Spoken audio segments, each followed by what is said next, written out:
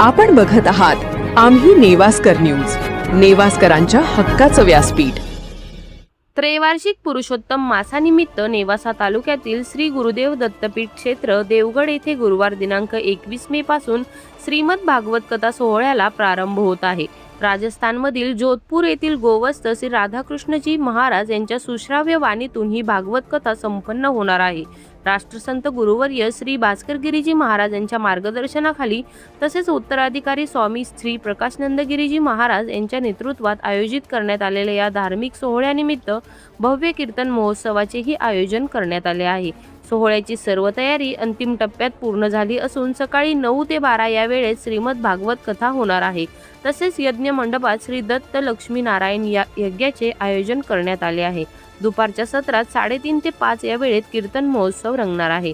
दिनांक 27 मे रोजी दिंडी मिरवणूक व श्री समर्थ सद्गुरू किसनगिरी बाबा यांच्या पालखी सोहळ्याचे आयोजन करण्यात आले असून गुरुवार दिनांक 28 मे रोजी सकाळी 8 ते 10 या वेळेत होणाऱ्या काल्याच्या कीर्तनाने श्रीमद भागवत कथा सोहळा व कीर्तन महोत्सवाची सांगता होणार आहे।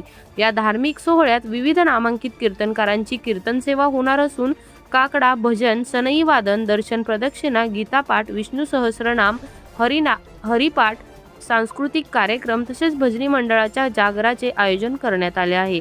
परिसरातील संत महंत, गायक, वादक यांच्यासह जिल्हाभरातील भाविक मोठ्या संख्येने उपस्थित राहणार असल्याची माहिती आयोजकांनी दिली आहे। तसेच विविध पक्षांच्या मान्यवर नेत्यांच्या सदिच्छा भेटीही या सोहळ्यानिमित्त अपेक्षित आहेत।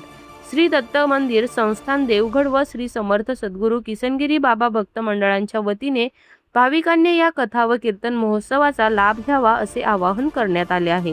आम्ही नेवास्कर न्यूजसाठी प्रतिनिधी मंगेश निकम, श्री क्षेत्र देवगड। तर या होत्या आजच्या महत्त्वाच्या ठळक बातम्या। अधिक अपडेटसाठी पाहत रहा आम्ही नेवास्कर न्यूज। धन्यवाद।